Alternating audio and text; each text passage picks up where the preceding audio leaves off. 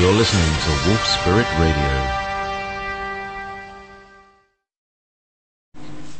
Hello, everyone, and thank you for joining us today at Answers from the Universe. I am your host, Jessica Ariel Morocco, and so glad for you to be here. I also have JP here with me. We're still working on the transmissions from Andromeda, or Andronicus, and so we're on part 15. I kind of went a little bit ahead and started to create the 16, so I was a little off about which one we're working on, but I know that the story is just, it's building. It's definitely building, and some really interesting things keep happening. Like I said, I thought it was going to be a one-time effort, and then before I knew it, more and more information kept coming through. So I will continue as long as the information continues. So I hope you all are doing well. We're sending blessings out to the earth and to all political venues, all the people that are struggling and suffering financially, and those that are just trying to get by, people that are struggling over their health because of our food issues, and whatever it is, whatever is going on, we're going to send out a blessing and love and kindness and peace throughout the planet. JP, do you want to add anything to that? Well, there's a lot of very high emotion right now. Mm-hmm. And I think it's very wise to not jump in, to not jump. No, not to jump to conclusions, not to jump in down somebody's throat. No jumping. Stop jumping. Because everybody's really jumpy. That's their deliberate plan, to make everybody really jumpy and make big mistakes. So it's be measured rather than reactive, I think, is you see these old look at the old guys who are down, in Ireland, and you say hello, and they take, they turn around really, really slowly, because that's their time space. They're in this real slow time. That's what real is. Real time is quite slow, and we've got this artificial, emotionally driven time space that we're pushed into. That's not real time. See what I mean? Mm-hmm. Absolutely. So that's there's a lot of jumping going on, and my advice is be less jumpy. Stand on the ground, stand in the soil if you can. Take your feet off, take your shoes off, and stick your feet in the soil. And calm the heck down. Yeah, be grounded. Yeah. So I have part 15 just opening up here. There we go. Okay. And there we go. Giving a little bit of feedback. I'm not sure. Okay, well, I'm going to put my headphones on now, and that should. Yeah, there we go. So I'm on the headphones now. So part 15. Greetings, my friend. Much has happened since we last communicated. The planet Zephron is no longer our haven of rest. I feel the pressure of so many on the planet who are all seeking their own territorial food and water resources. Some are beginning to look for metals and other resources that have value on other planets. We are simple and do not share their need for trade and power. The Lucido, the beings from Mars, continue to perform strange experiments that add strange vapors and odors to the planet. I have spoken to them recently as they were burning various substances that created that yellow smoke on the planet. The Vegas somehow knew how to speak with them to prevent them from doing this thing on Zephron. I reminded them what they did to Sector 438, and they said that it wasn't entirely their fault. There are other factors involved in what had happened there. My heart is heavy over the destruction of our plants and food source. I know it isn't close to being catastrophic, but the slightest hint of unnecessary destruction is overwhelming to me. They have created a few spacecrafts of lightweight material. It seems they are quite intelligent and know how to enter black holes without being destroyed. The one thing that the Gupta tried to teach me is understanding the purpose or the reason why all of this is happening. Yeah, hold on a second. Okay, sorry. Sorry, no, it's my fault. There was a moment for Jess here. At this moment, I began having deja vu feelings about Zephron. It was as if I knew this place very distinctly. I thought it was in my dreams. Somewhere I have recall about this experience, but since it is not Earth, it did not register or make sense in any way. What have you done to discuss the problems with the Lucido?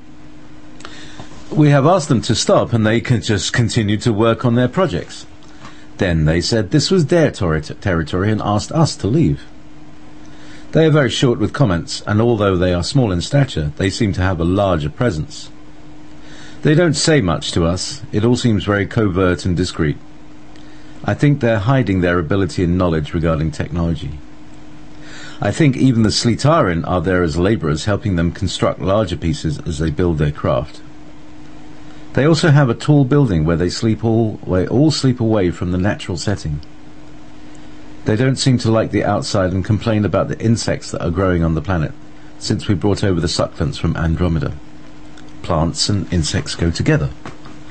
It seems that they want a much more sanitary environment. They have also complained that the insects are getting stuck in various compartments of their mechanism, getting bugs in the system.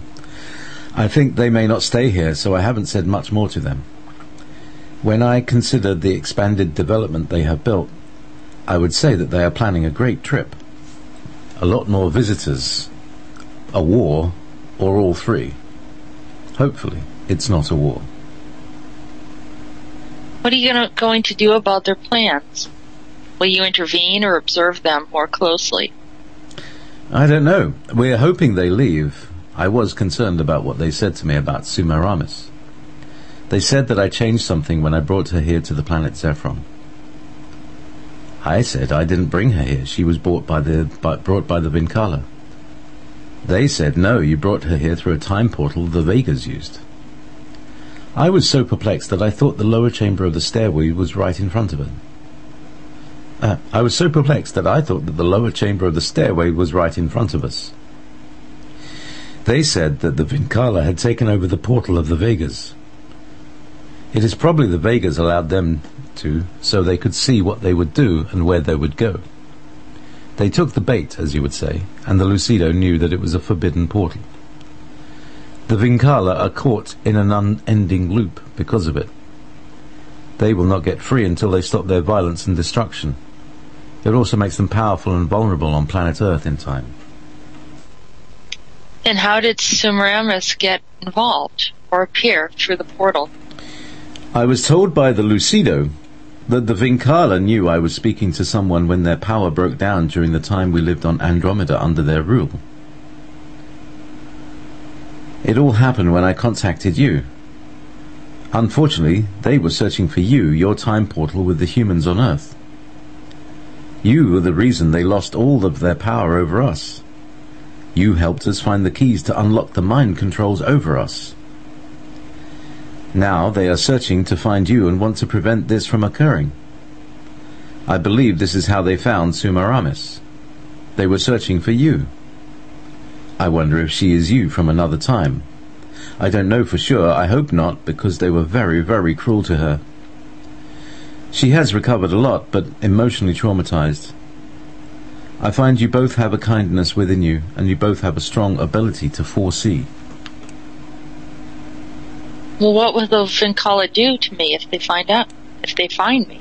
I'm not sure if I was Sumeramis so many years earlier in our earthly timeline.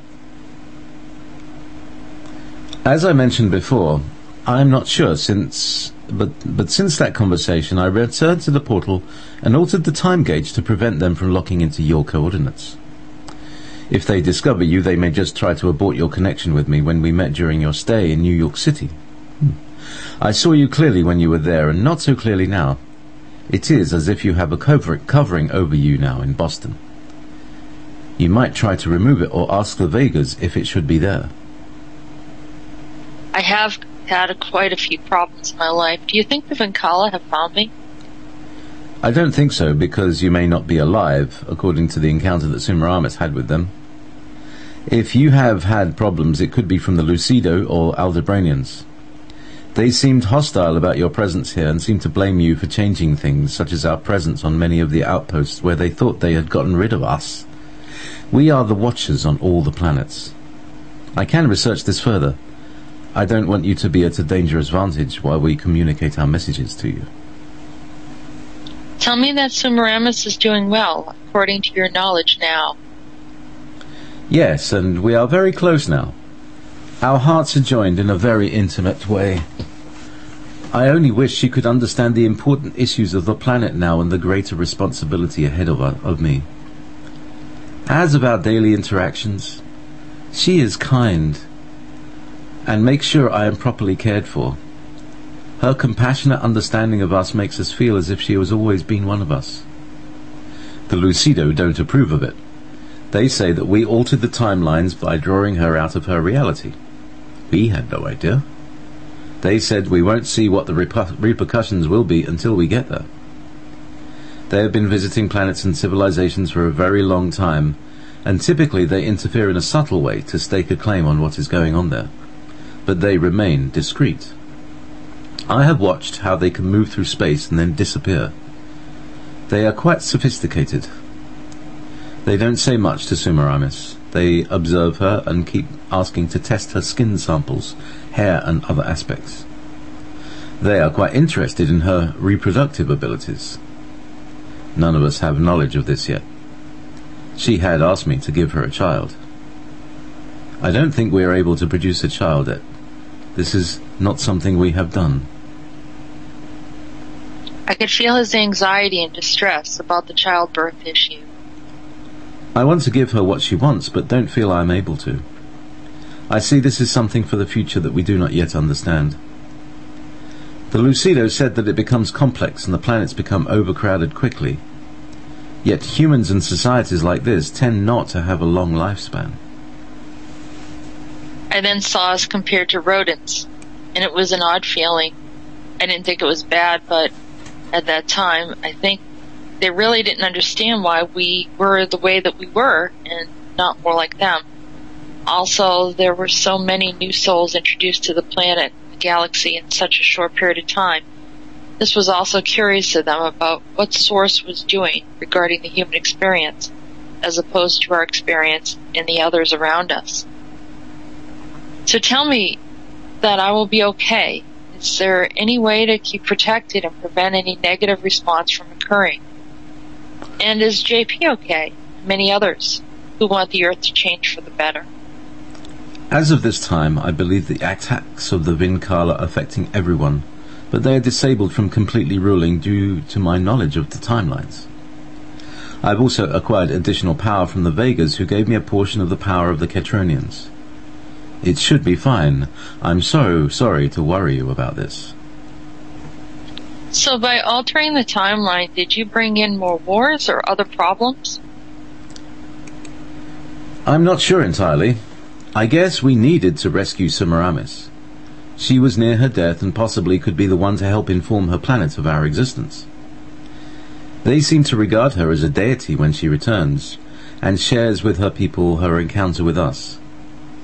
I know she is quite powerful, but I do feel that she has a certain way about her that might draw attention from both good and bad sources. She doesn't do anything wrong, but seems to be different and stands apart from the rest. She is unique and more insightful and knowing. I have found her withdrawn at times and self-loathing as well. That is also very different from our nature. Maybe it is more human. We have much less emotional reaction and are too even-tempered for her here. To further answer your question, did we alter the timelines? According to the Lucido and Aldebranians, yes. According to our assessment, we had altered the efforts of the Lucido, Aldebranians and Vinkala from fully controlling or destroying your world. Our suffering on Andromeda allowed us to learn the nature of the quest. Our suffering also allowed the future of a new race to expand out to the greater star system of the universe. That new race is you. But we have a problem. I just discovered that one of our women, Hilda, has left us and joined with the Ketronians. I think she may have gone on her own, but this is a breach of our security and cannot be allowed. I must investigate this issue.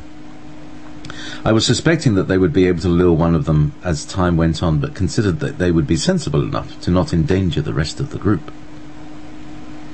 I could feel the intensity of the alarm Andronicus was feeling. It was as if his control of the situation was unraveling. I think he has some type of instantaneous telepathic communication to the group. I also got an impression that Hildy was the same being as Maria Orsic of the Vril Damen in the Nazi Party. I need to depart now. Please be safe and follow your heart. It will bring you to your place of destiny. I have been informed that you shall be making some unexpected changes, and we are sending some assistance from the blue beings who align with the Vegas. Don't worry about the Aldebranians. Their mission to halt our work has been aborted. The Vinkala are somewhat aware of your coordinates, even though we adjusted them. Keep connected to us. We are complete with this transmission at this time. Be safe, planet Earth. Our efforts to assist you are still in balance. You are our future. Blessings with great fortitude and endurance for your species. 88-91-22-36 and 38. The Taurus sign is now aligned and visible. Seek out the inner heart of the planet for guidance. It is as a time clock, knowing the signs of all time. Peace to all. Andronicus. Okay. There's the message. Wow. Yeah. Unusual. Yeah.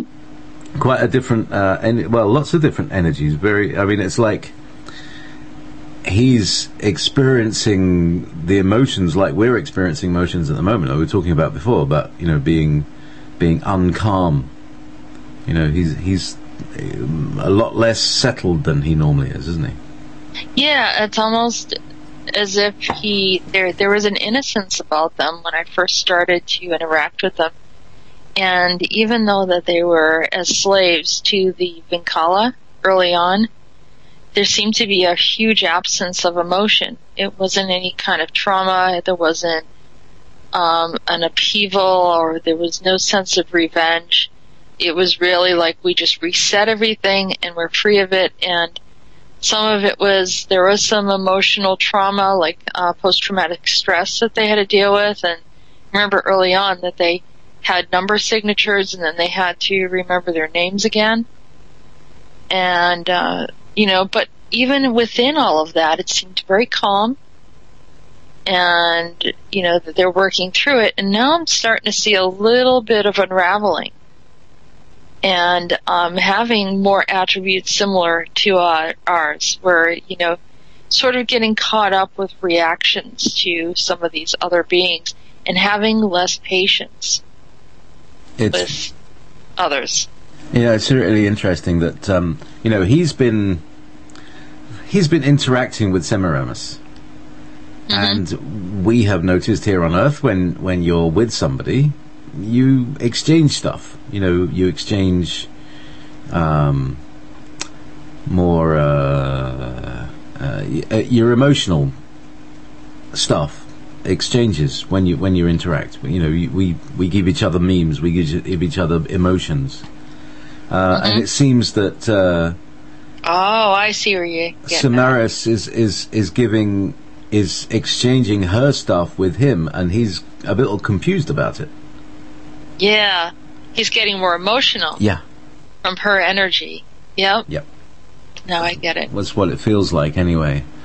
And that's really hard for him because, and I know what it's like because, in the last few years I've become more emotionally empathic. And you can feel what is going on in other people, and you think, oh, I'm feeling this, but it's not. It's their feeling. taking ownership of it. Yeah. That's what empathy is about, and maybe he's feeling some of this. But so do you want to? You've got any thoughts about what this last one is? Well, yeah. I mean, there's just a whole lot going on here that's not being said. You can feel that there's some unrest. He knows that there's something going on. He's thinking that the Lucido are up to something, which they are. They have a plan. And they're, always on these outposts doing experiments. They're like the mad scientists. Yeah, they are. There's nothing wrong with that, but it's just like what happens when a scientist is playing with the elements, and essentially playing with the elements because they don't really know what the outcome is on all occasions. And so very much like Tesla, playing with stuff and then seeing something could be volatile. So seeing what this does. What does this do? What does that one do? Yeah. Oh, good one. Let's have some more of that. We got any more of those? Yeah. And I think he's suspicious that the Lucido was the primary cause of the last Sector 438. Was, that they had a lot to do with the destruction of that, even though that there was some volcanic activity along with it. But could it have been triggered by some of these reactors or whatever else that they were incorporating? From what the Andromedans said, and the ones that were hiding within the cavern, trying to protect themselves from these vapors and all these other things that were going on, fires and explosions and lava. He's just recollecting what happened before and hoping, just seeing them as these volatile agents, tampering again with the atomic level and the elements, on the specific planet, and wondering what they're going to do. And now, this pristine planet with beautiful, clean air, and he was all excited that he could, plant all of his plants and the succulents that he brought over, and also a lot of the native plants that were there. And, they were able to thrive. The water was clean, the air was clean, and here is, the pollutants, occurring again. Sounds like they've just gone through an entire 20th century in a couple of episodes. Yeah. That it's like, well, do you have a picture of the Lucido? Yeah, remember I showed you the Lucido are the ones from Area 51 that don't look like Greys. They were the other species. They're two different species. The Greys are different, and I'm not quite sure who the Greys are yet, but the other one that they have round faces, and it seems to be, I don't know if they were bloated or if they were thicker in body type. But those are the Lucido. Okay, is that like the alien autopsy creature? Yeah. Okay. Mm-hmm. So, like a big bulbous head, quite small though.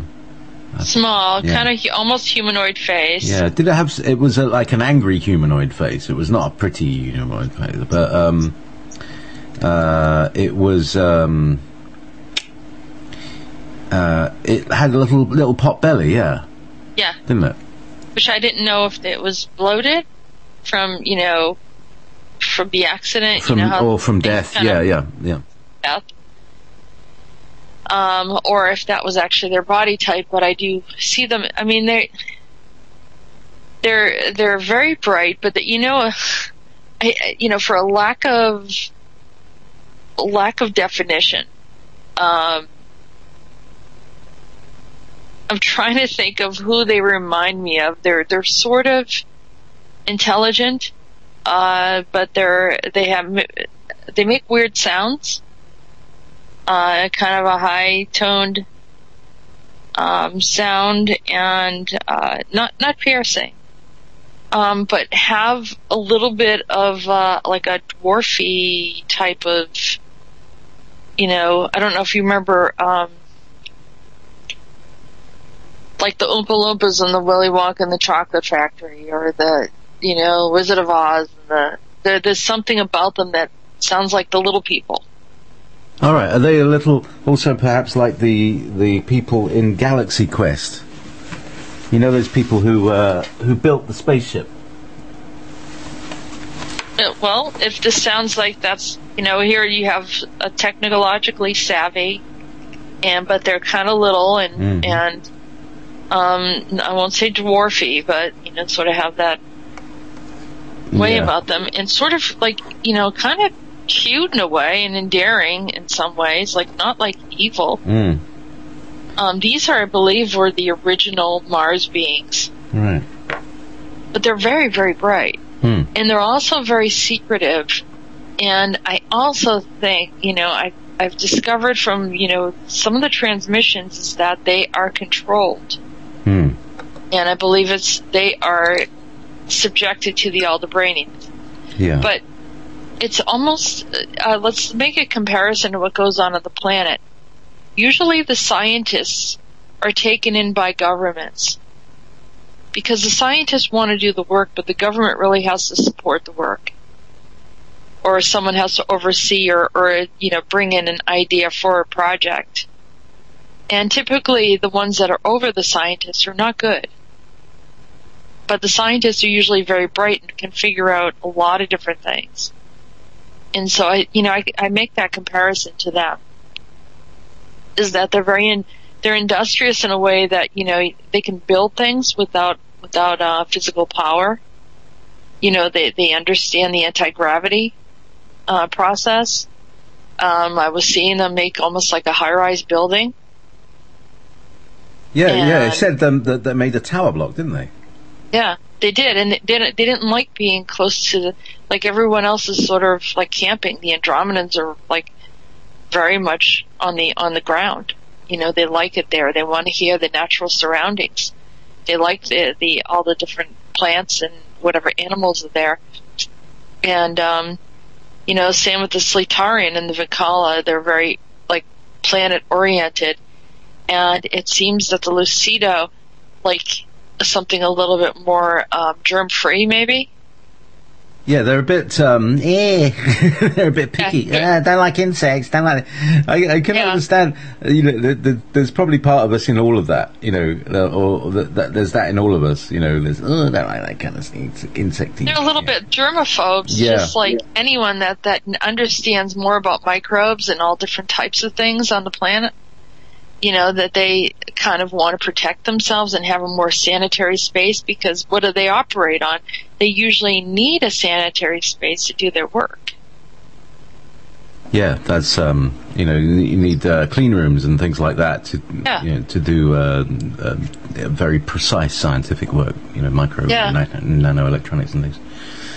Wow. Remember Thesaurus, found Thesaurus, which is a friend of Andronicus, discovered not only, remember he discovered the silk piece of material that had to do with the Vicala taking from Sumeramis, but the plastic that was found, and I really feel that it is the ingenuity of the Lucido that provides information to the scientists on Earth to learn how to make plastics.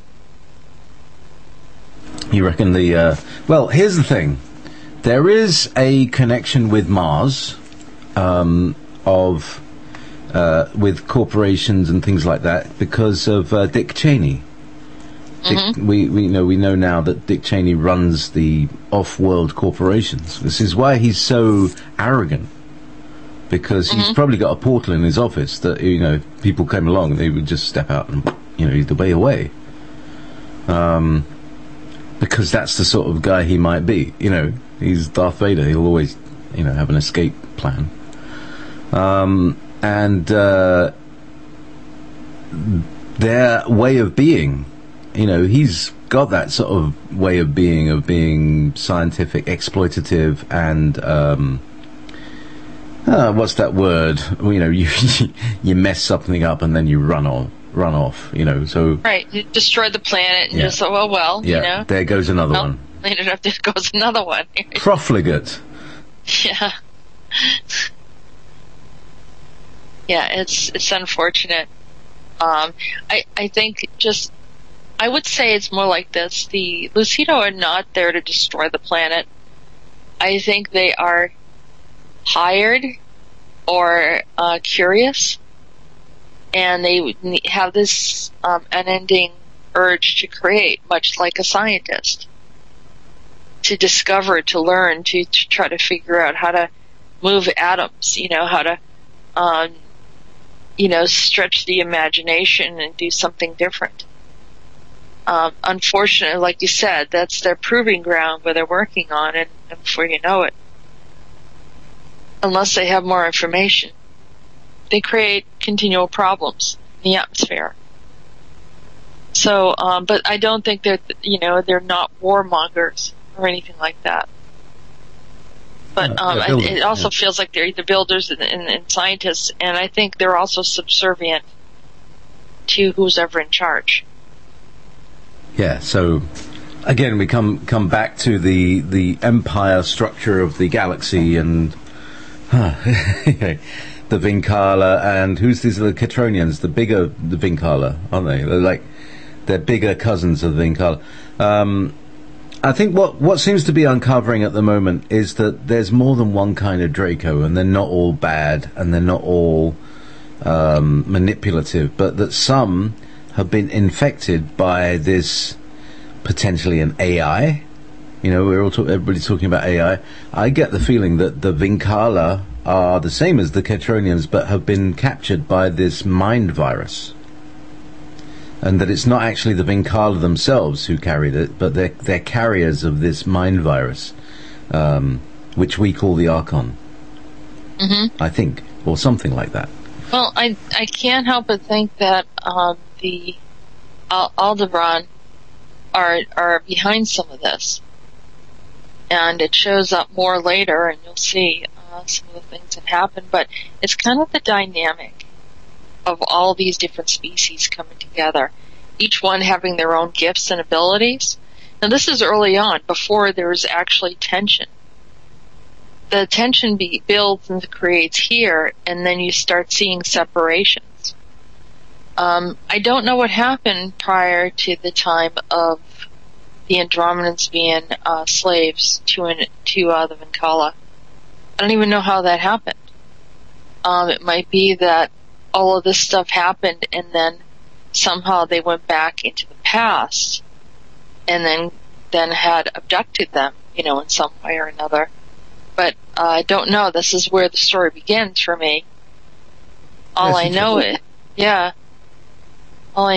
that Vincala seems to have been out of the scene for a while, and then the Catronians showed up. But it seems like the Vincala are always a step ahead of everyone. I'm not sure how they were able to do that either.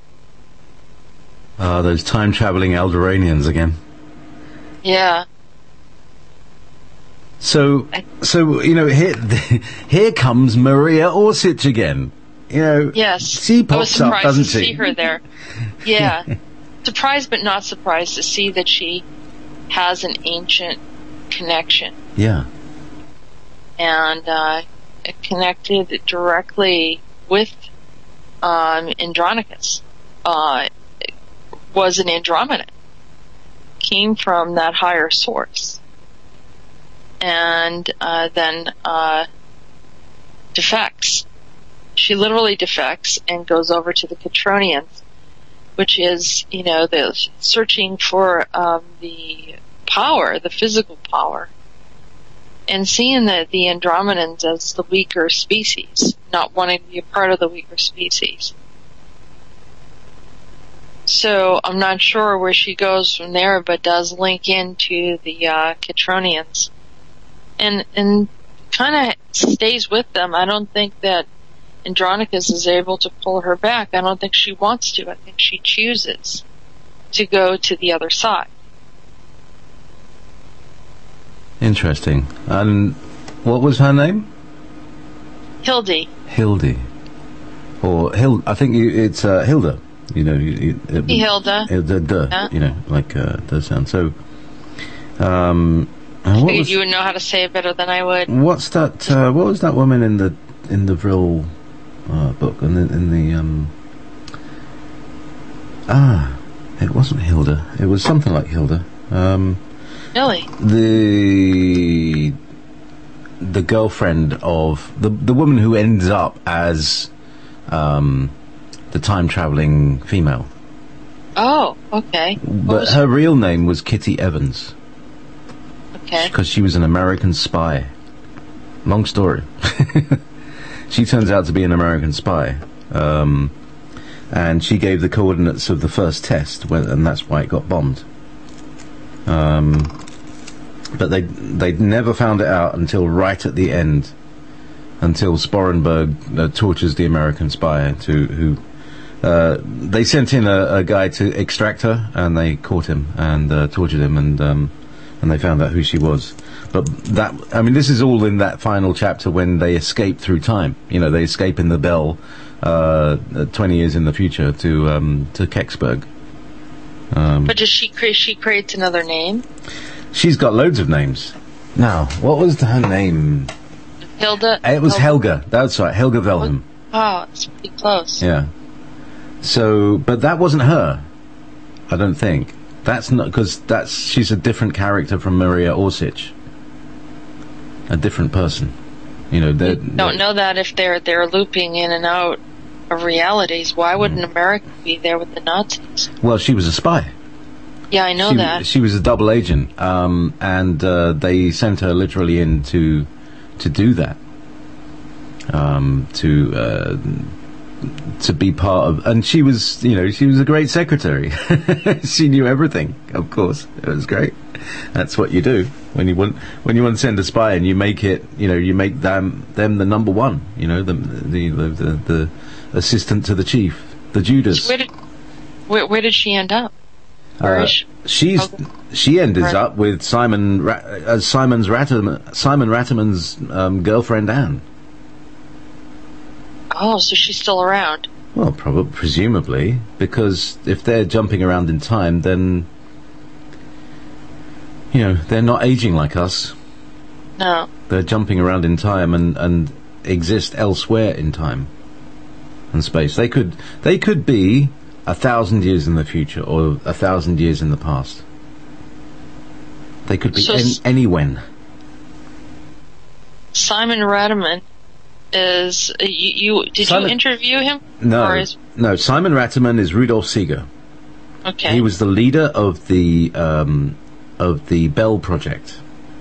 Okay. And he escapes with Helga, aka Kitty, aka Anne, into, they jump in the Bell. They don't know whether the Bell's going to get us out. They're dead anyway, so they just get the heck out, crank it up, and see what happens. And they arrive 20 years in the future. And then, by then, Project Paperclip is all set up, and they're absorbed back in. But he's jumping around time all the time. He is our time-traveling Nazi. So there seem to be three characters that we're observing. We've got Simon Ratterman, aka Rudolf Seeger. We've got Helga Wilhelm, aka Kitty Evans, aka Anne. What's her name? Anne something. Can't remember what the surname she's given. But Anne is the name of her time-traveling character, as it were. So there's Anne and Simon, who are using this time runner technology. This is a device that you can strap to your waist that is a time machine. It's So I can't help but think that all this might be related, and is it possible, like you said with the Mars project, some of these super soldiers take on different bodies? And if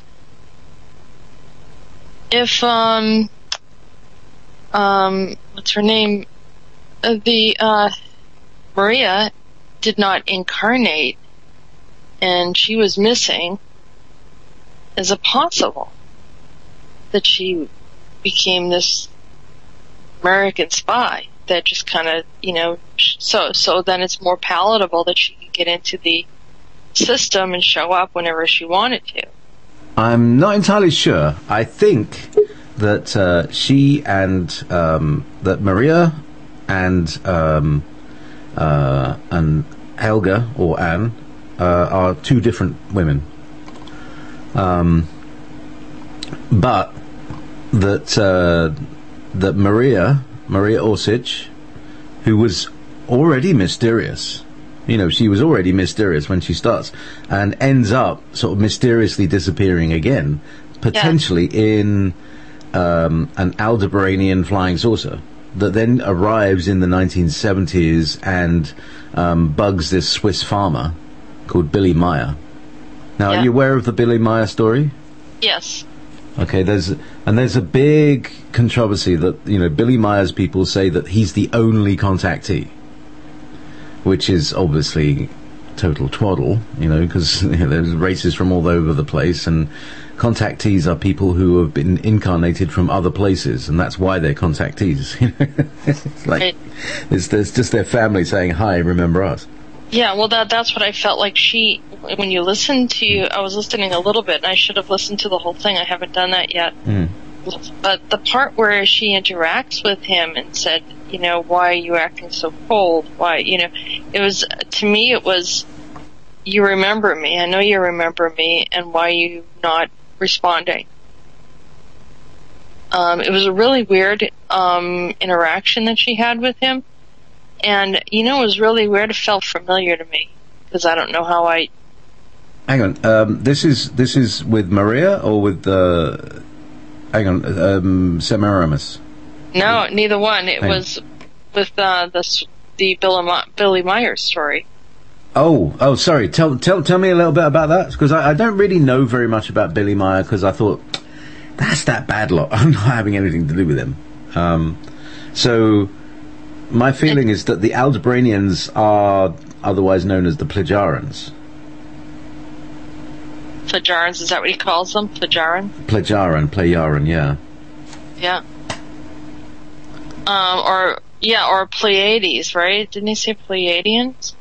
But I don't know if that's true either. Yeah. Well, I mean, if you look up at the night sky, you'll see that Aldebaran is the bright shining star between Orion and the Pleiades. So it's kind of it's quite close. It's on the way, let's say. Okay. Well, anyhow, there was a conversation that supposedly that she had with Billy Myers, and I don't know if he recorded it, or maybe not recorded it, but kind of wrote it down, what the transaction was. And it was, in essence, she was saying, why are you so cold? Why are you not talking to me? Why are you not open to me? And to me, it was a weird conversation. It was almost like it sounded familiar to me, maybe because it was so generic in a way, but it also sounded like what a person would say to another person that they know. Not the conversation that you would think an extraterrestrial would say to someone. I mean, there was some advice there, but there was also this, emotional piece that I thought was a little bit... Yeah, that's weird. That's a little bit needy, isn't it? It is a little bit needy. A little bit human-y, Yeah. Yep. That's interesting. So... Listen to it sometime. I mean, I started listening to it, and I got distracted. I got busy. But I need to go back in there and listen again, because there were indications of something less extraterrestrial and more human response. So, I don't know how old Billy Myers was, but I don't know if he was connected to the whole Nazi group, and that if she had escaped and then, came back into that time period and went to check in with him, and then he was kind of cold towards her, and I don't know. I see. I'm questioning. I don't know. That's a really interesting point. Whether Billy Meyer was actually part of a Nazi plan that was kind of MK'd into him, and he didn't even know. Mm-hmm. So that Billy Meyer was programmed to say, you're going to get a visit from extraterrestrials. And these people will be from another planet. And so he's fully believing that they're from another planet, where actually she's speaking perfect Austrian. And yeah, and she comes in a spacecraft, but she's a time traveler. Yeah. But we already know that the Nazis have time travel and spacecrafts that look very much like the craft that Billy Meyer literally photographed. Mm-hmm. And they call that a beam ship. I don't know what all this rubbish is, but I've got a recording of it. I played that. Do you remember I made a recording of that? Or I took a recording. Sean David Morton gave me a couple of tape samples of different ships. One was an one was an Andromedan ship, so they say, which apparently comes from some collection by Wendell Stevens, and the other is a Pleiadian beam ship. That's what they call it, and the beam ship is really quite shrill. And it's, your typical what you imagine a spaceship sounds like, because that's what we've been given in the memes in the 1950s space movies. Or maybe that's what they actually sounded like when they came here. Yeah, or that's what the bell sounds like. And they're implanting memes that's what a spaceship sounds like, you see? Very much like in 2001 A Space Odyssey. You see them all walking in slow motion in space. You remember that? Mm-hmm. Which is completely untrue. But they were implanting the meme that in space everything is slow motion, in order that they can fake it in the moon landings to film it like they're bouncing around slowly on the moon. But actually they were taking film and slowing it down, then playing it over video, so that nobody would notice the difference. If that makes sense. Possible. If that makes sense. So it's laying down memes that this is what that sounds like. You see what I mean? Yeah. There was also some information. I don't know how valid this is. Go ahead. I haven't researched it. Maybe you have. That Billy Myers was involved with and connected to some powerful rulers, like Franco, like they named like a few of them, maybe Castro. Let's just ask you if the name Juan Perón was anywhere there in that list. Might have been. All right, because Juan Perón, right? It's interesting because Walt Silver, come from Argentina. And now we're discovering that that's where Hitler went. Hitler and Martin Bormann escaped in 1943 in a submarine. They took art with them, and they went through the Vatican. They were ordained as priests. They went through the whole seminary thing in the Vatican. They were basically fast-tracked through. And then were taken in submarines to Argentina. Where they were then installed as priests in these little villages, and one of them, Hitler, was called Father Crespi. He'd had plastic surgery on his nose and ears, to make him look different.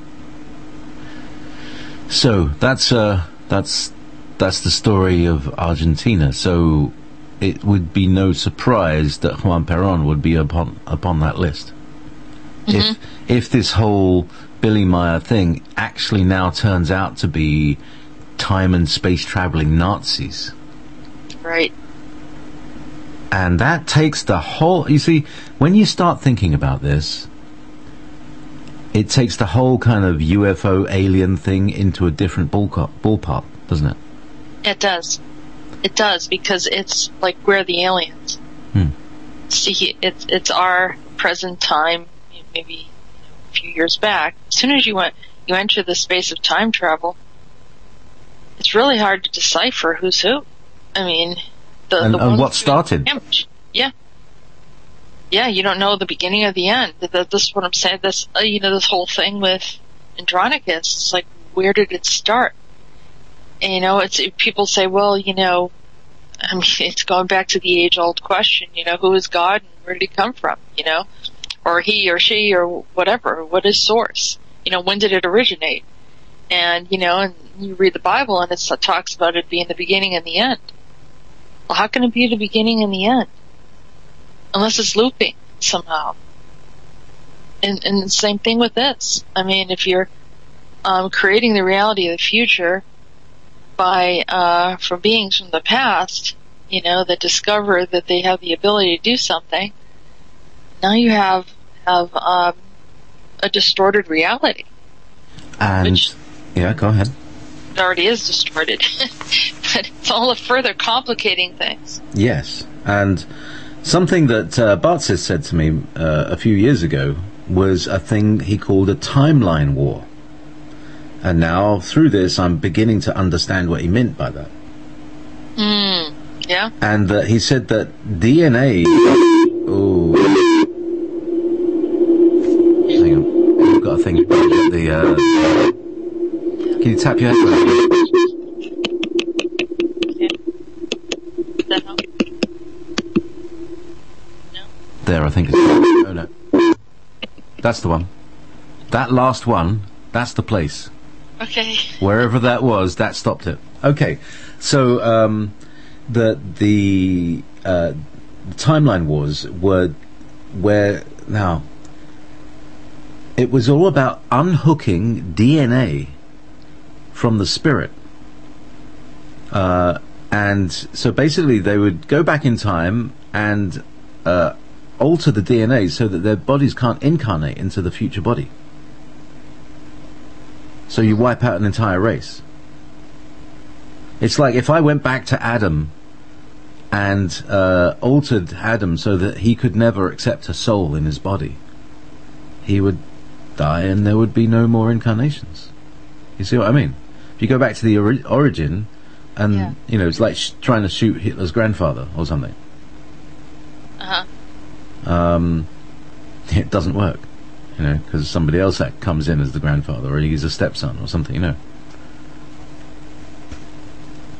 But those are things that can alter. I do think that there are multiple decisions that take place that create certain circumstances, and it's not so much directed at time travelers or people that create an intervention, like you said.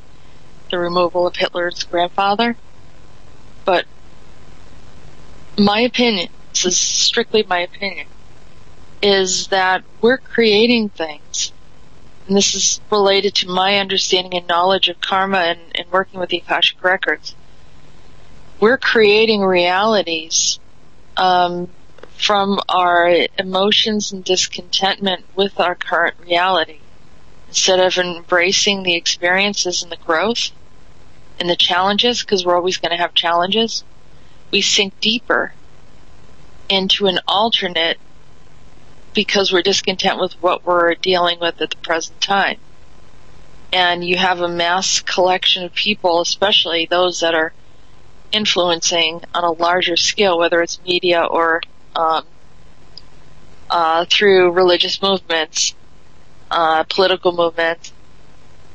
These are very, whoever is involved in that, I wouldn't want to be in that situation because you are responsible for a huge amount of people. And karmically, that's you are responsible for what you're saying and what you're doing, whether you like it or not.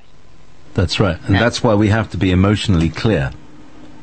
Right. And because we are going to receive that responsibility. Like Andronicus receives more... Oh, whoops. My monitor just fell off.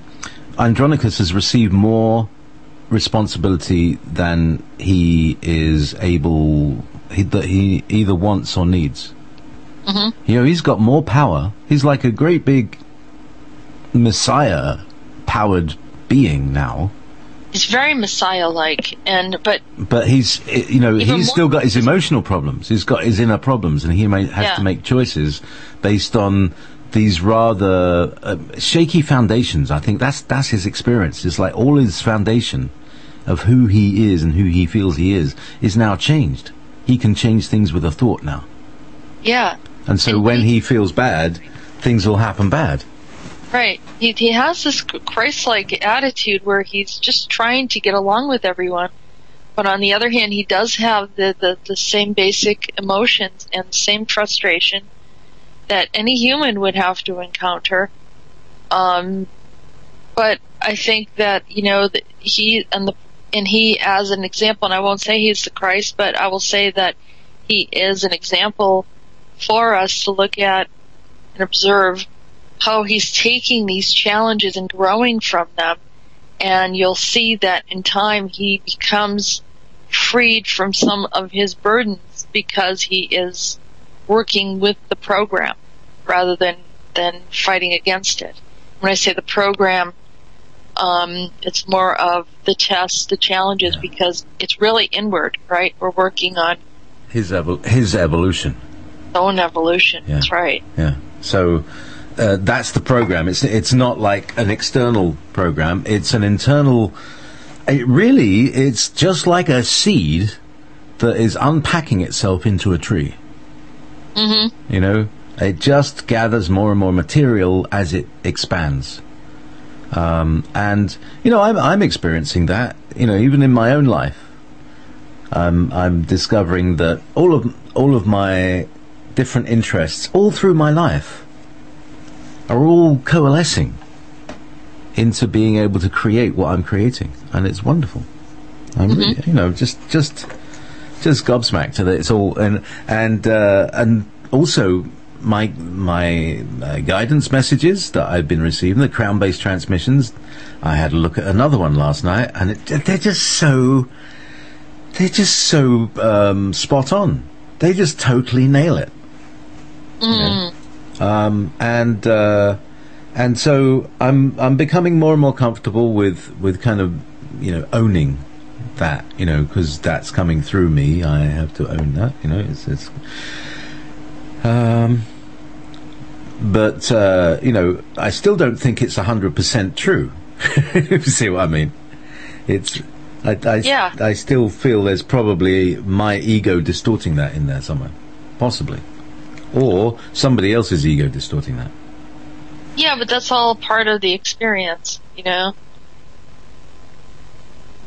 So I just want to go look at Sumeramis because the last two sentences, last four sentences. She's unique and more insightful and knowing. I found her withdrawn at times and self-loathing as well. That is also very different from our nature. Maybe it is more human. We all have much less emotional reactions, are too even-tempered for her here. She's like somebody, like a wife who's saying, hey, look at me. Hey, pay me attention. I think that don't you understand me? Yeah.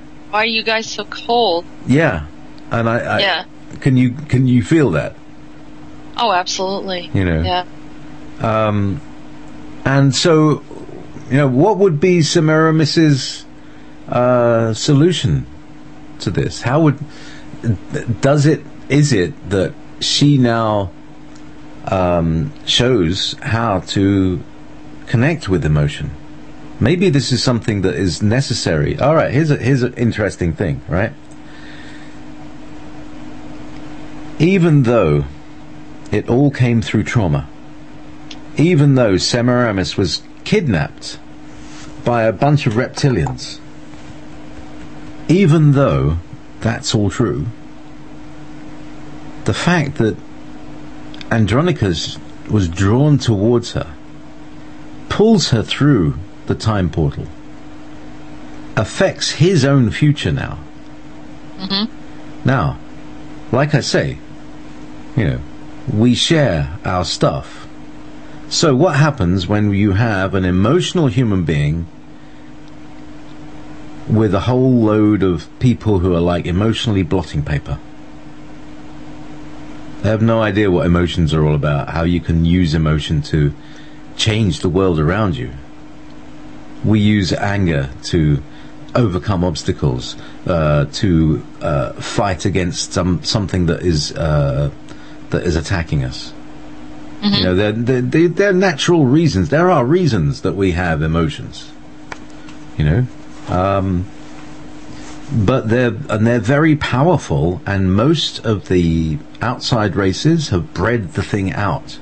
And what happens is when you breed out emotion, you breed out breeding. That's the problem, and all these races end up sterile and emotionless. Yeah, and so what we or need to android-like. Yes, so we need. So it's obvious that the future of humanity is with an emotional expression of some kind that is not destructive, because it's like it's a gift from some of our originating races. It may be a reptilian thing, but when you power human creativity with this emotion, then you have some you know high energy. It's like a replicator. You know, in Star Trek they have a replicator. Yeah, I'm on a cup of tea. There you go. The creativity plus the emotion makes that happen. That's how it works, and that's why humanity is enslaved emotionally, and we're scarred emotionally, and that's what PTSD is. Not knowing how to deal with the emotions. It's having put the emotions in a place where you're safe from them, as it were.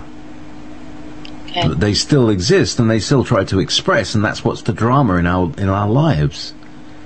The drama that each and every one of us experiences in our life are the result of these broken pieces of ourselves, these fragments of ourselves that had to endure something so bad that it broke itself off and took itself away from your life so that you didn't have to carry it.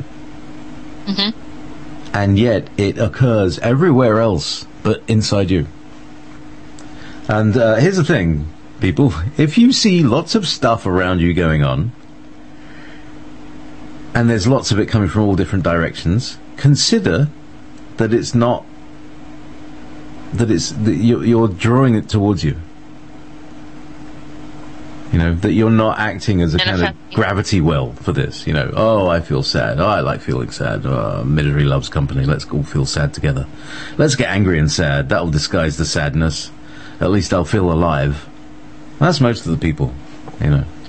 So, we need to, you know, but that's a dead-end road, literally, because as our future, you know, as we're moving into the photon belt, this is what the photon belt is. This is what I've been talking about with Rebecca on Monday. Is we'll have all of these emotions that we have now. If we've not got them conscious, right? We have to be conscious of emotions.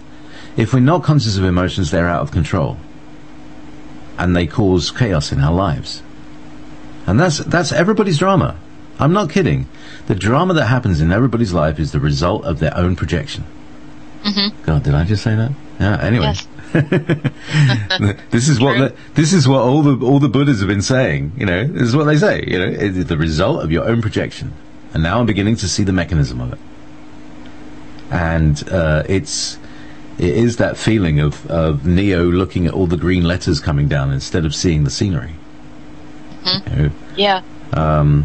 Because you realize, well, as from, you know, so we look at Andronicus from Sumeramis' point of view, and we see, oh, a bit of a cold fish, but at least he's not harming me. You know, right? Yeah, I think she's very grateful, and it looks like she was helping him. Yeah, doing everything that she could to help him, and then what happened was, he became overwhelmed, and after the Vegas had left, he became overwhelmed, and so he's trying to manage these, you know, different species on the planet, feeling frustrated, and so he's, you know, coming back to her, asking for help. emotionally, because she understands. So everything sort of comes together where she arrives, he helps her, but then she helps him. And so there's the bond. There's that exchange and the bond, and the exchange must continue. So she and Andronicus become, Cleopatra and Antony, maybe, Yeah. Yeah. It's kind of working together. Yeah. It's kind of romantic. It is. It is romantic, and I don't think he knows what that is yet. No. He's trying to understand his emotions towards her. No. She's very clear about it. She knows she's in love with him. She wants to have his child. Yeah. That's what romance is all about. Really. So going back to, we have emotions and they all have a purpose. The purpose of this emotion is to reproduce the species. Right? And she's got it. Right? All of the instincts of the human female is find somebody who is strong and protective and will maybe even create a nest for me to have this baby in that I'm going to have to look after for a long, long time, Well, let's look at, now that we're talking about dynamics of relationships, let's take a look at the species and how they're operating, from what I know about it. So you have the Andromedans that are, I won't say that they're androgynous, but I believe they have male-female. But I think that they are not there for procreation. So it seems like they have this bond with men, like they don't really need the woman there on occasion, and they bond with the men well.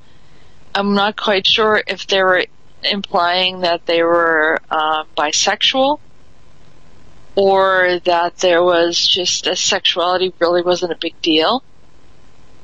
When I looked at the, I'm not really sure about the Sleetaran, but I really felt like the Lucido are androgynous beings as well, or either that or hermaphrodite, or like clones or something. Yeah, there's something about them that doesn't have doesn't differentiate between male or female. Yeah, or species or individual, it seems, because he never refers to a Lucido individual, does he? No, he doesn't. It's almost like they all seem to look alike. Whereas Ketronian had, what was his name? Tron. Yeah, and then Barkham or that. Some guttural sound, Klingon. Now them, here's an interesting dynamic. They are mostly male, and they have a hive mentality. Bees. So they have their queens. And so they don't have their queens with them during the stay over on Zephron, but that's who they're probably answering to. And you don't really see the queens yet. I don't know if they're going to show up later, but I got a clear image of them, with maybe a handful of queens, and they were all subservient to some degree. But that is the reason why they wanted to take the females of the Andromedans. Because they don't have enough. They like the females, and they, couldn't have them there, so they wanted to, bring in another queen. And, it's funny. I do feel that they have been in our upper atmosphere. And when I started to dissect everything and look at it other dimensionally and realize that, the reptilians or the Vinkala have had a strong persuasion on the planet. The Aldebranians have also had a persuasion here on the planet, even in our current existence. Yeah. And the Lucido, I feel like, are the ones feeding the science information to the human race. But the and the Sleetaran, I really feel that they're around too as well. But the ones that stood out to me were the Ketronians, who I feel that are not necessarily integrated into our system, but controlling and instructing the Vinkala.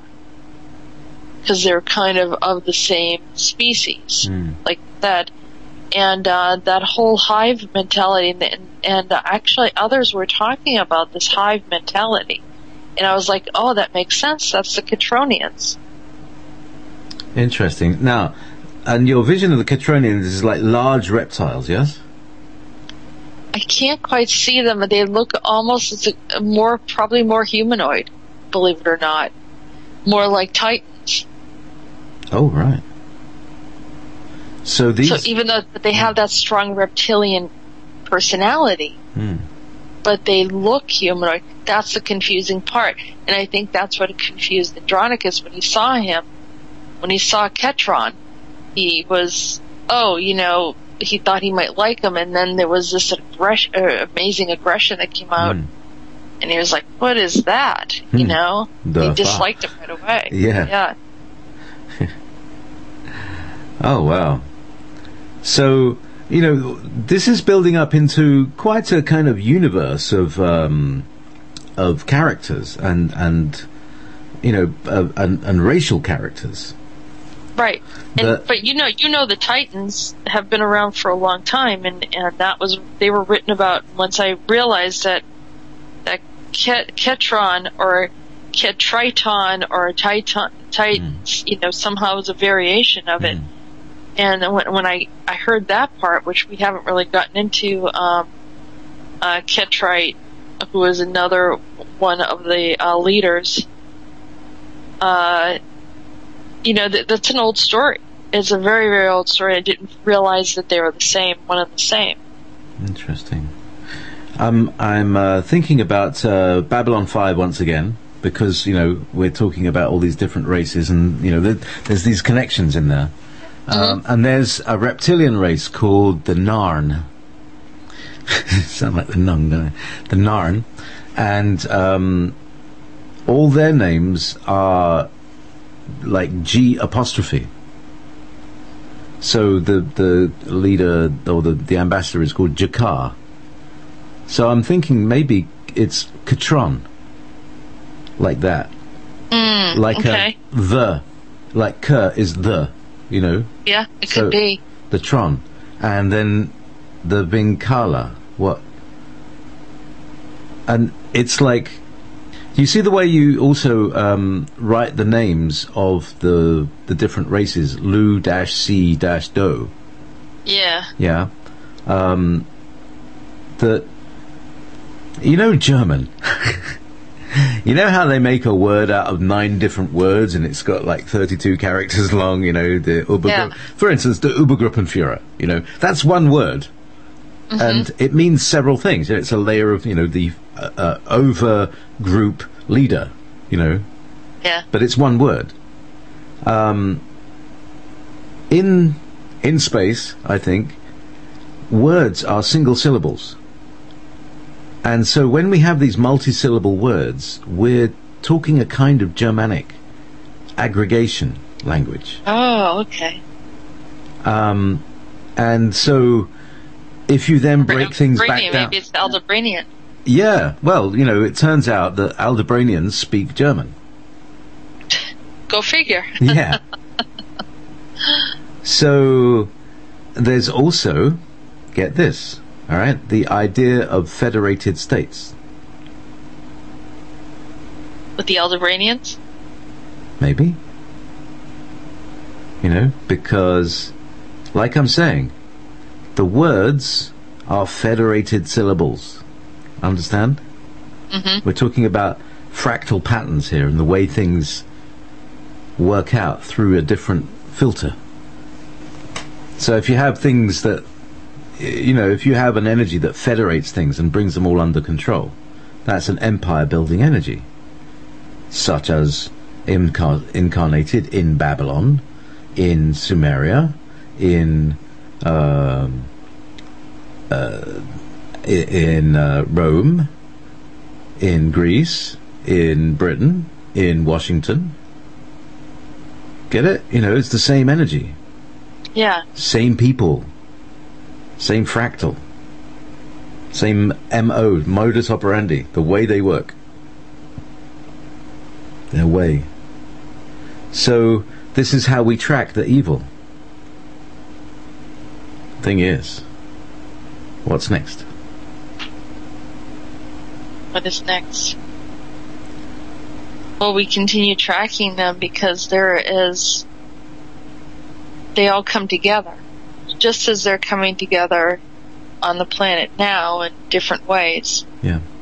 But you can see that as you start to observe their traits, you can start to segment who and what they are and what's going on. It's just like I said, I stumbled upon that whole hive mentality that they were talking about, how they're trying to move, our youth through music into this hive mentality, which is like, and essentially, what is it? It's that kind of the mind control thing of which was brought in through the Aldebranians, but the Aldebranians got that because that was what part of their gifts. They abused their gifts, and in order to get anything that they wanted, they would incorporate that kind of thinking and influence people through the mind control processing. And so the Catronians also have that ability as well as the Vinkala. Interesting. Oh, I've had some interesting thoughts during this, because when I was talking about the progression through Babylon, Sumer, if Sumer was the place where Sumeramis came from, then that means the Vinkala were there at Sumer in order to create the portal that Andronicus pulled her through. You get me? Right, yeah. Yeah. So that is our point of entry of the Vinkala. Now, are the Vinkala the same, or is this energy the same as the Valons, who Chris Thomas has talked about, who also went to Samaria and overlaid their history into the Sumerian history, so that they would appear to be ancient, but are actually kind of only 300 years old. And these are the people that have been interacting with the Illuminati. It all seems to match, doesn't it? Yeah. Yeah. Because I had no idea, when I'm getting the information, the transmissions, I'm just writing. And I'm like, well, where is this going? I'm just writing down and dictating it, and as I'm looking at it, I'm saying, wow, that's really weird. The whole thing of Sumer, the queen from Sumer, they were calling her. She's technically, that was her name. She didn't give her name. She said, I am from Sumer. Instead, they thought that was her name. Just like, if I, said I'm from, America, they'd call me America.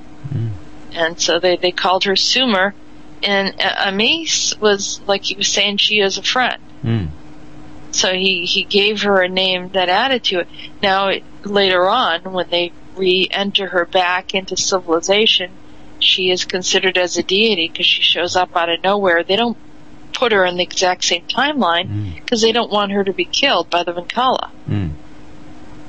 Interesting. So timeline, and now she's like another person. And if you look at, I believe she was originally Ishtar. And if you know this story about Ishtar, she was a queen during that early time. Was very well known during the time of Gilgamesh.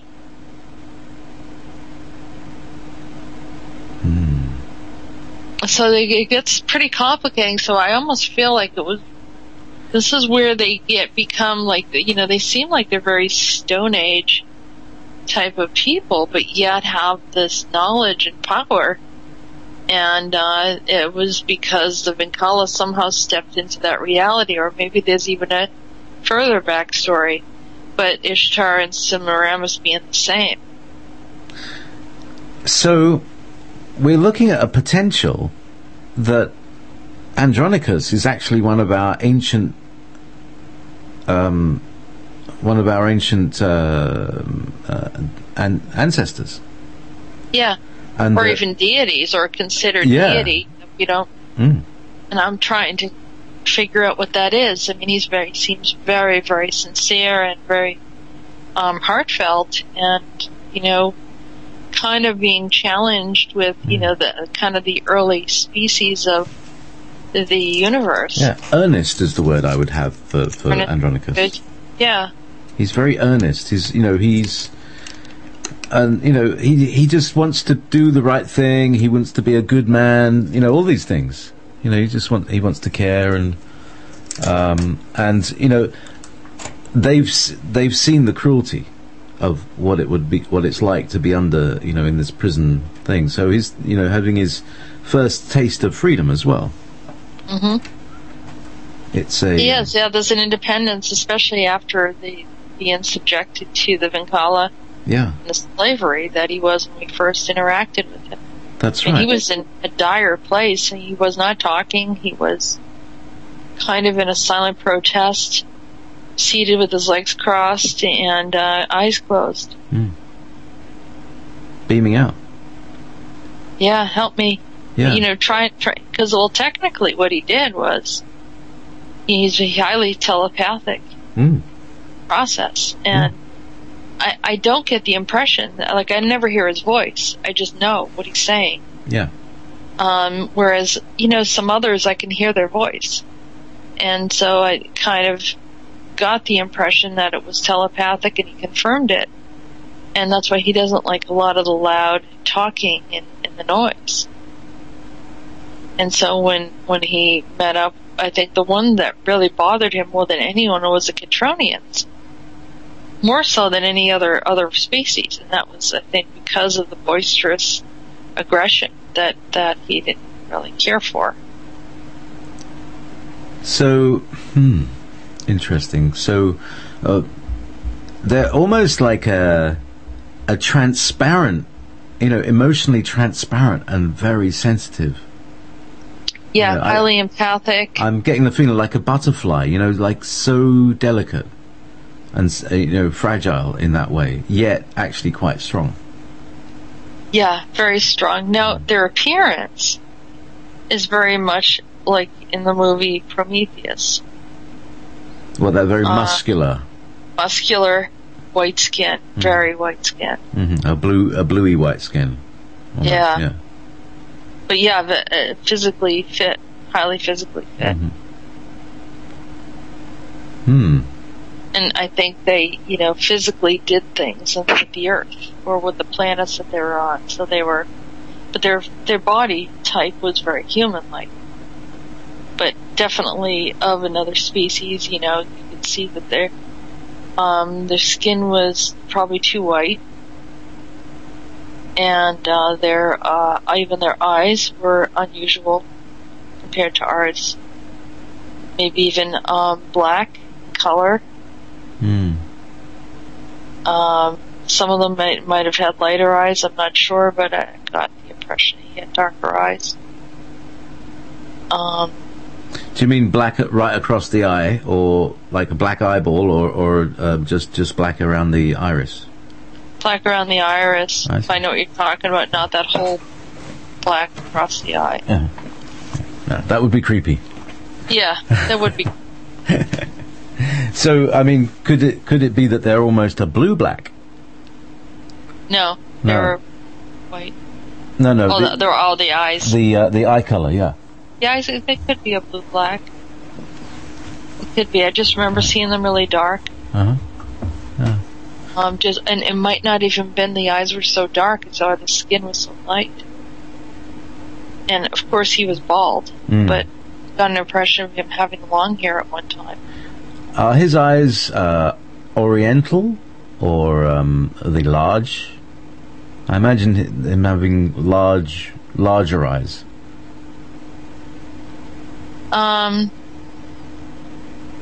It just looks like a typical human. For his features. If he was a normal color, would he be handsome or plain?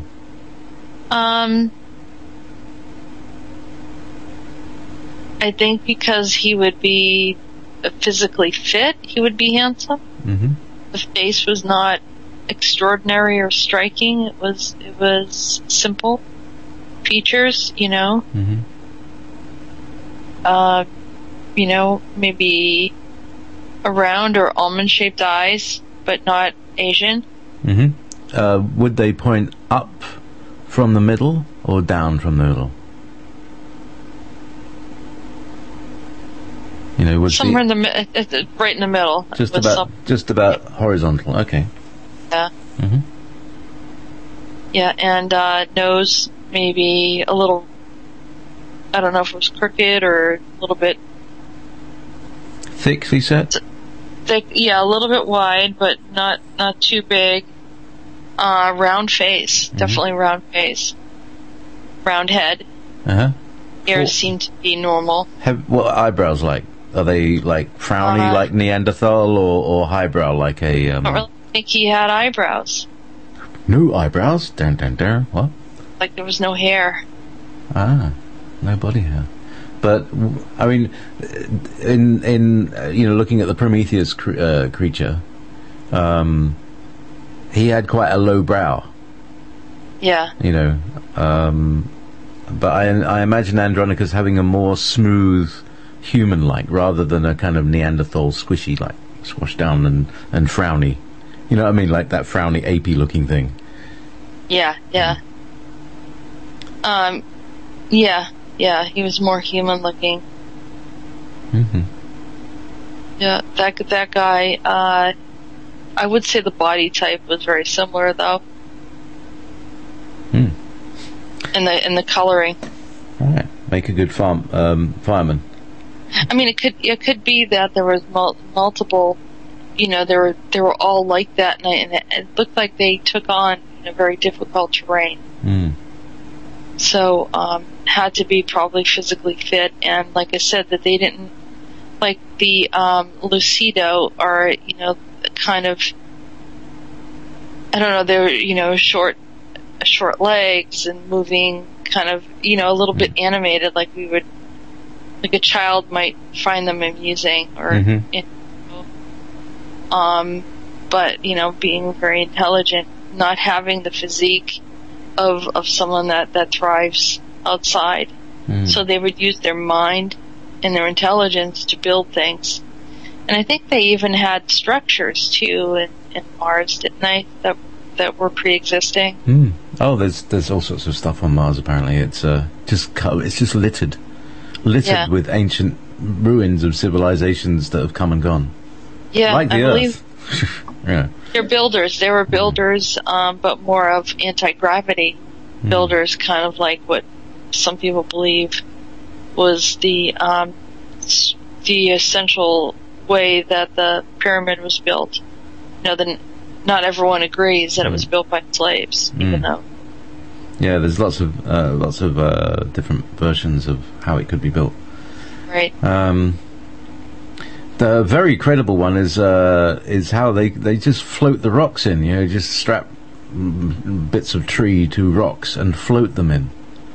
And you can carve rocks very easily underwater. You can carve them with knives and things, and the water gives you an exact level.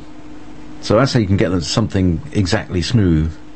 Is you just float it in water and cut it, because when sandstone is in water, it's soft. You can cut it with knives. I didn't know that. And easy to carve, and then you float them up, and you build little courses around, and you basically use water to carry everything up. There's a really neat video about that. But that's not to say that you can also not use sound to levitate objects, as Edward Lee Skalnin did in Florida at the Coral Castle. There's all sorts of things, because that's when they remote viewed the building of the pyramids. That's the other thing that they used, is they used sound. So maybe they had sound doing the same thing that water was doing. It very well could be. I did a regression for someone, and it was a person that had never done anything like this before, and they went right into Egypt, and I was surprised. I was like, wow, you're in Egypt. And so as they were discussing, I said, well, how did they build the pyramids? And they said, well, you would know, you were there. And I said, oh, you see me there? And they Really? said, yeah. And they said, you did it with, you just levitated them. I said, oh, okay. I didn't know. I mean, I was just doing the regression. So that information came through, and other people, and then I started to research it a little bit, and then there were others that had also indicated that. So, I mean, we do retain a lot of the memories from previous lifetimes and experiences. And I thought that was quite interesting, and people have a wealth, a treasure trove of information in their memories that could validate or bring forward some other explanations for things. Indeed, and you have it locked inside your mind as well. Mm-hmm. So that might be an interesting journey to go to Egypt, back through the timeline, and actually, I think perhaps we could even go to Sumeria and have a look at what was going on there. Oh yeah. Since we've been talking about Sumeramis, which I just wanted to say that perhaps they say that Sumeramis was the mother of humanity. Really? Who knows that Sumeramis, her baby, which she may have had with Andronicus, did not become one of the ancestors of humans. So this amazing hybrid. Now, what about, who was the one that had the Nimrod as a son? Was that her? Let me look it up. We're just going to have to look up. Is anybody listening to this? Let me just go and check in the chat room. See if anybody's actually listening. Hello, everybody. Ah, yes, here we go. What the guy? All right, hi everybody. Sorry, I've been completely. All right, yeah. Yes, this is another Star Trek-ish series. Wow, hello everybody. I'm just coming back, and there we go. Looking at this. So while Jessica's looking at the history of Sumeramis and all this stuff, and I'm gonna have. All right. Exactly right. So I'm just looking. Just going all the way back. Just going all the way back in the chat room, and it's all quite interesting. So. Oh, okay. Wow, it's been quite. Sorry, folks, I haven't been paying attention because I've actually been reading and intuiting. So yes, here we go. Just going back to the beginning here. Yes, and so blue beings. Yes, Dottie, true magic. Why don't you? If you want to call in and tell us about your blue beings, that might be interesting. Yes, and there's a lot of talking about blue beings, and here's Vanessa saying, I wonder if the Lucido are related to Monsanto. Could be. They could be. You never know. Like I said, they are always experimenting with things, and could have influenced that process of taking, hybridizing the food. Mm. Yes. Yes, right, so there's, I'm just sorry, I'm looking through the chat box. Okay. Have you got anything about Sumeramis or anything? Yeah, I'm looking at right now, and there is something that was said about her in Nimrod. And it looks like, I don't see them as, this is Wikipedia. It doesn't seem like it's consistent with anything, so I'm gonna come out of here. Mm-hmm. Looking for a simple bio on it. And, it's all right. Here's the ancient history. I don't know if they're calling her a fish goddess, or... Hold on a second. A fish goddess? Yeah. Yes. Was the queen regent of the Assyrian Empire. So, other societies had lived prior to her. Yeah. Assumed the rule of Adad-Nirari III, came of age, passed the throne according to historian. She achieved remarkable fame and power in her lifetime and beyond, according to the contemporary records. She had considerable influence at the Assyrian court. This would explain how she was able to maintain the throne after her husband's death. Women were not admitted to positions of authority in the Assyrian Empire, and to have a woman ruler would be unthinkable. This is coming from, I want to cite this. This is www.ancient.eu/Sumeramis, just so I'm not, people know what I'm reading from. I tried to go to Wikipedia, but it seems disjointed. Called her an obscure Assyrian lady of the 8th century BC, whom we know nothing for certain except that she is named on an inscription as Lady of the Palace. It would seem, however, that she was much more than that, and however little may be left to record her reign, there is enough to suggest that she was the equal of her predecessors and secured the kingdom after the death of her husband. All right, here's the thing. That's what I wanted to get to. If the Vinkala their females are queens, then that's how they would refer to a female of any species. In the same way that we call female cats queens. Okay, so you mean the Catronians would be the females as queens. That's right. Yeah, and also the Vinkala, if they're hive mind as well. Mm-hmm. So when the Vinkala call her a queen, it's just saying it's a female of yours. Not that it's a royalty, but now this is interesting here. Any efforts to trace the origins of the myth, legend, and lore of goddess worship will eventually lead one back to a single historical figure, Sumeramis, wife of Nimrod and queen of Babylon. So now we look at queen, and we look at Babylon being an example of a reptilian-type empire with human faces, sometimes. Mm-hmm. Nimrod is Nimrod Andronicus. Nimrod, I don't know. Ninus was actually her husband. Ninus or Ninus? All right. Oh, well, this says... Andronicus, I don't know. Ninus? Yeah.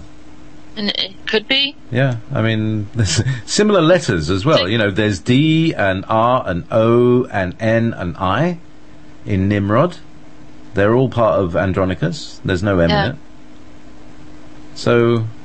Well, I don't know if Nimrod was actually her son or Ninus was her husband. That's for sure. Right. So even Andronicus, Ninus, could be. Yeah. Yeah. Let's see, according to an account of Germanic Treveri tribe, Sumeramis even exerted influence over ancient Germania. Wow. All right. So. Yeah. Really? Holy. Holy God, isn't that person? Another time-traveling Nazi. Oh, here we go. The story, Ninus had a son by an earlier marriage named Trebeta. Sumeramis hated her stepson and saw him as a threat. After Ninus' death, she either exiled him or he, fearing for his life, left Assyria with a band of followers, eventually founded the city of Trier, which would become one of the largest cities in the Roman Empire. Other ancient accounts, such as those by Diodorus Siculus, also seem to have combined earlier accounts of Samu Ramat's reign with myths and legends relating to the goddess Astarte and Ishtar and Inanna, so that in time the historical queen became the mythical semi-divine Sumeramis. The theory is contested, however, that there are those historians who claim Semu-Rammat had nothing to do with the later figure of Semiramis, even though whose claim that Semu-Rammat never ruled as a regent. Historian Wolfram Soden, on cite only one example, writes that Semu-Rammat, the Semiramis of Greek literature, was temporarily regent for 810 BC, cannot, however, be proven. Here's the whole thing: is she goes in and out of time travel, and so the story's a little disjointed, isn't it? Yeah. So I'm looking here. Now we're talking about Christmas, and two key figures in Christmas are Nimrod, a great grandson of Noah, and his mother and wife, Semiramis, also known as Ishtar and Isis. Okay, all right. Get this: Nimrod, known in Egypt as Osiris, we've come across him before, was the founder of the first world empire at Babel, later known as Babylon. From ancient sources such as the Epic of Gilgamesh and records unearthed by archaeologists, we can reconstruct. Wow. After Nimrod's death, 2167 BC, Semiramis promoted the belief that he was a god. She claimed that she saw a full-grown evergreen tree spring out of the roots of a dead tree stump, symbolizing the springing forth of new life for Nimrod. On the anniversary of his birth, she said, Nimrod would visit the evergreen tree and leave gifts under it. His birthday fell on the winter solstice at the end of December. So we're talking about Christmas is really Nimrod's birthday, about the self-regenerating God figure, the father of himself. The self, there's all this stuff about the self-born. Yep. You know, so this is, he leaves his body, creates a new one, or creates a new one, leaves his body, and then jumps into the new one. So the boy and the mother and the and there's probably a lot of psychological problems that have arisen out of that little tryst. Yeah. Because that was her son. And her husband. How confused a relationship can that get? Yeah, there must be some other pieces to this that we don't understand. And they also call her the whore of Babylon, too. Go down further from the biblical book of Revelation. Link Semiramis to that. That's Alexander Hislov's published book, The Two Babylons. I don't know if that's... Semiramis was Nimrod's wife, whereas in chapter 10, Genesis says no such thing and famously insists that Semiramis is the whore of Babylon, when her name is nowhere mentioned in the Bible. The historical inaccuracies in the work are too numerous to mention. Even so, the book continues to exert a powerful influence over certain readers and their understanding of ancient history in general, and Semiramis specifically. Whether Semu-Rammat was the model for Semiramis continues to be argued by modern historians, who often cite the same ancient inscriptions for their conflicting arguments. It does not seem to be a debate that will be settled anytime soon, based simply on the evidence of Semu-Rammat, which is S-A-M-M-U hyphenated R-A-M-A-T, which we talked about all these hyphenated words. Isn't it? Being able to erect her own stele at the prestigious city of Asher. However, it would appear that she was very impressive and very powerful as an Assyrian queen who was known at later generations as Sumeramis. So, Semu-Rammat, I wonder who that is. That's supposed to be the real name and where it all came from. And maybe that's what her original name was. And this is why there's confusion, because of a time interference, a timeline interference. Yeah, I mean, if there's all these little confusions in history, and scholars are going, well, it's this, and then other scholars are saying, no, it's this. However, if we do now know that time travel has been involved, it may surely be able to be checkable. For instance, when you transmit data, you use a thing called a parity bit to make sure that all the data is in the right order, and it basically, you add all the things together, and if it's a 1 or a 0, and if it's different from that, then it's likely that the data is corrupt. Okay, it's a signature. You can there's a sort of code inside it to say da da da. So, for instance, DNA may have a particular song, and if somebody messes around with DNA, then the song will be distorted. There'll be different notes in the song, as it were. And I think we can probably use that technique to look at historical records and to be able to determine which ones have been altered by the Valons. Now, of course, they may then start trying to go back in time to fix it, but I think we can deal with that. Yeah. Because the only thing that we didn't know is that they had time travel. Right. And that changes everything. Know that. It does. You see? All right, so Sumeramis also, they're calling her a purely mythical figure. So she was pulled out as a queen, whether she was at Sumeramis or whether she was Ishtar Inanna.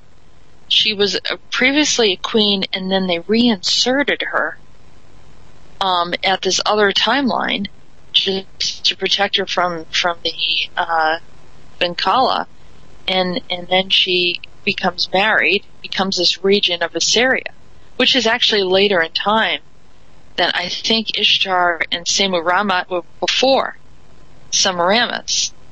The whole thing seems disjointed, and I believe I have the timelines correct. It's anachronistic, that's right. So when you see anachronism, there's either historical inaccuracy or there is true anachronism.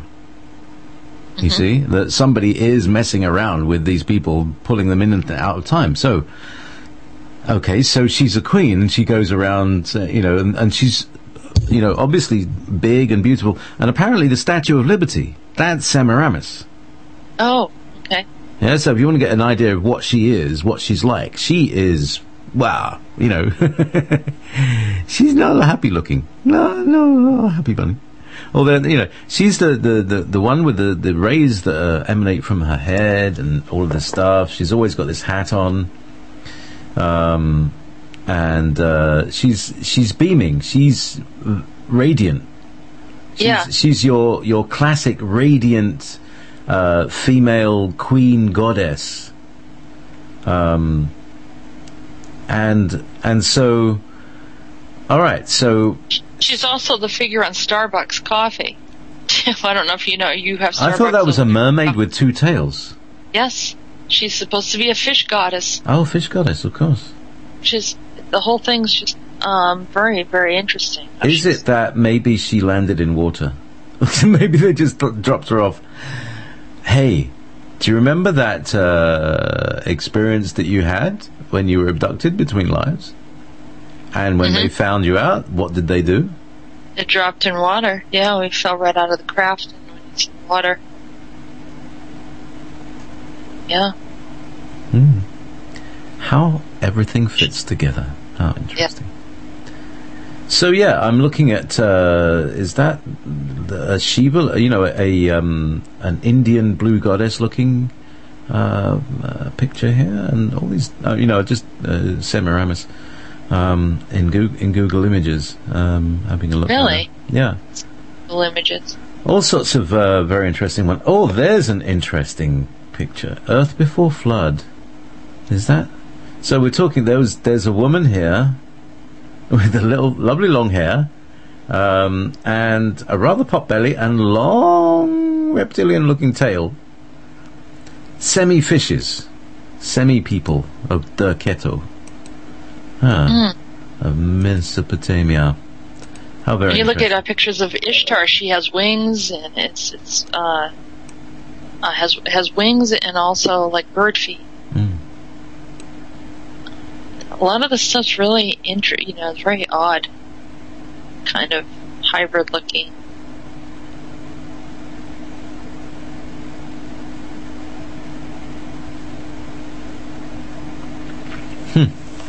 Here's Born from the Syrian mermaid goddess Derketo and a human man, she was left on the waterfront by her loveless mother. She was wrapped in the warm wings of a dove and fed with the dove's milk. Semiramis was then found and educated by the shepherd Simas until she married Onis, an old general. But then she was taken away by the Syrian king Ninus, who fell in love with her thanks to her beautiful face. This forced Onis to commit suicide, and after Semiramis earned the favours of the king with original battle plans, so she helped him to win the war, she married him and formally became queen. A few days after the marriage, she killed the king with poison and reigned as a regent over Assyria for the next 3 decades. Oh my god. This is the oldest case of murdering by poisoning in legends. Wow. I think that might not be true. I don't know. Just I haven't heard that. This is from some. I think this is a thing from a game. It looked like it was a Japanese. Oh, it might be from a game, yeah. But it's not the part of the story I do recognize. I don't remember the part where she murdered her husband. It just looked like she was the regent and then he died. So, but there was the other story too about her being with another man and then being pulled from that man. Sounds interesting too. That does, doesn't it? Especially when that other man is called Ninus, as you said. Yeah. And yep. Andronicus. Could be. Well, what an interesting show we have done today. Yeah. Dissecting history again, trying to figure it out. Oh, by the way, the Hanging Gardens of Babylon were attributed to Semiramis.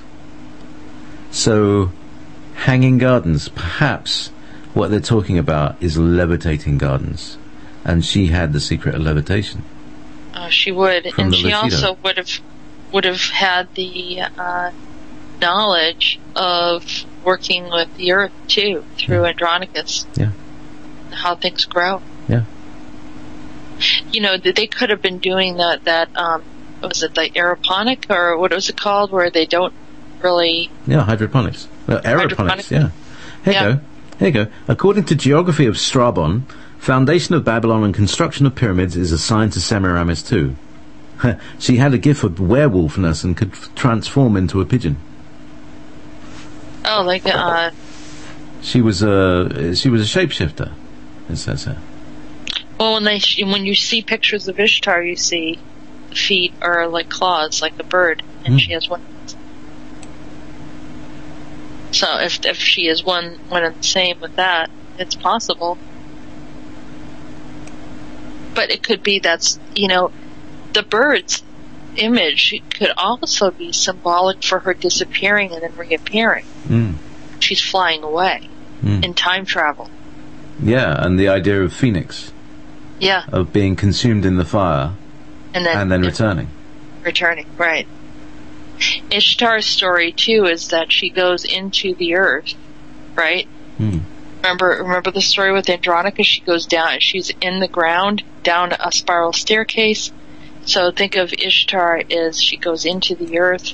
The actual story about Ishtar, she goes into the earth and dies, and then is revived by an angel, and then she rises back up again. So that's actually the legend of Ishtar, which coincides with potentially a time travel. How did she die? Who killed her? She was murdered by Adstrail or some weird name like that. I'd have to look it up. Well, it might be interesting to see if that would coincide with, being abducted by Vinkala. Abducted by badass ETs or badass angels or whatever they might have words for, or just call them Assyrians. That was good. They're bad. Eresh Kagil was the one. Alright, so famous myth about Ishtar describes herself, her descent into the underworld. In this myth, Ishtar approaches the gates of the underworld and demands the gatekeeper to open it. If thou opens not the gate to let me in, I will break the door down, I will wrench the lock, I will smash the doorposts, I will force the doors, whatever. So then the gatekeeper hurried in to tell Ereshkigal, the queen of the underworld. Ereshkigal told the gatekeeper to let Ishtar enter, but according to the ancient decree, the gatekeeper let Ishtar into the underworld, opening the gate at a time. In each gate, Ishtar had to shed one article of clothing. When she finally passed the seventh gate, she was naked. In rage, Ishtar threw herself at Ereshkigal, but Ereshkigal ordered her servant Nemtar to imprison Ishtar and unleash 60 diseases against her. And after Ishtar descended into the underworld, all sexual activity ceased on Earth. I don't know, this is a legend. Wow. I mean, there's so much there. First of all, there's the dance of the seven veils. Yeah, taking off all her clothes. So where you... Gates. And it's... and there's the alchemy in this as well. It's the alchemical story. If you strip away these 7 layers, all these different, your outside protections, and you allow yourself to be scourged, it's an initiation, isn't it? Yeah. And 60 diseases, did you say? Yeah, and she actually went down there. Her real reason for going down there and why she wanted to break down the door is because Tammuz, her lover from her youth, was trapped in the underworld. So she went to rescue a friend. It wasn't on her. She went to rescue someone who she loved, which, is Tammuz. Andronicus. I think it's Tammuz. Tammuz. Yeah, no, the show's not quite over. Yeah. Tammuz. I think it's Tammuz. Yeah? Yep. Right, Is it possible, that she was looking for Andronicus? Maybe. And, it would... The underworld, right, may be an actual, like a cave system. Corresponding myth about Inanna, the Sumerian counterpart of Ishtar. So now we have to look at Inanna. Okay. See how that Sumerian. All right. Okay. So go ahead. All right. So there's this Inanna, which is another name for her, and let's see how that story comes about. She was the most prominent female deity, Sumerian goddess of love, fertility, warfare, and goddess of the Inanna temple at the city of Uruk.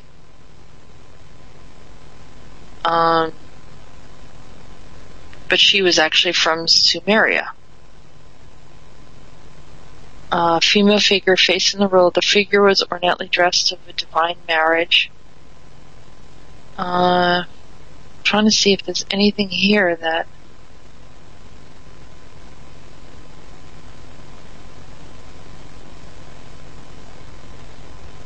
they're talking about the cult of her following. Hey, get this. What? During the time between Babel and Christ, pagans developed the belief that the days grew shorter in early winters because their sun god was leaving them. When they saw the length of the day increasing, they celebrated by riotous, unrestrained feasting and orgies. This celebration, known as Saturnalia, was named after Saturn, another name for Nimrod. Wow. It gets more and more complex, doesn't it? Wow. Yeah. Yeah, because some people have the belief of Saturn, or it's a variation of satanic background. I don't know. Oh, Inanna was associated with the planet Venus. Yeah. Regarded as which at that time was regarded as 2 stars, the morning star and the evening star. And there are hymns to Inanna as her astral manifestation. Inanna's descent to the underworld and Inanna and Shukelatuda, her movements correspond with the movements of Venus in the sky, and also because of its positioning so close to Earth, Venus is not visible across the dome of the sky as most celestial bodies are, because its proximity to the sun renders it invisible during the day. Right, so it's talking about, the basic stuff of the planetary, or she is Inanna's symbolic of that. And then they talk about Inanna as a character, the goddess of love, in the Babylonian epic of Gilgamesh. She's also one of the Sumerian war deities, so she was associated directly with Sumeria. She stirs confusion and chaos against those who are disobedient to her speeding carnage in inciting the devastating flood. It looks like they have her as this horrible warmonger.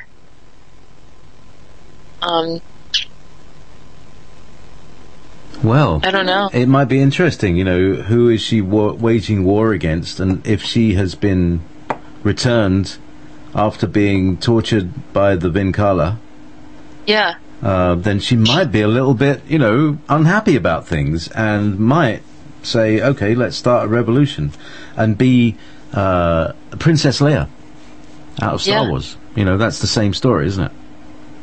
Mm-hmm. Same and there's story. There's a star of Ishtar or Inanna that's an 8-sided star with a circle in the middle. It looks like a bullseye in the middle. The star looks like almost like extraterrestrial if you look at the way it's carved. So, shall we finish today's transmission and wave goodbye to everyone? We didn't even do a break. We've been well intense on that one. Yeah, Thank you very much. I know. Thank you so much. And, so we come back again next week. It's good to be back. It's good to be back to kind of normal. Yeah. New normal. Night, everybody. Thank you. And we'll see you next week. Have a great day.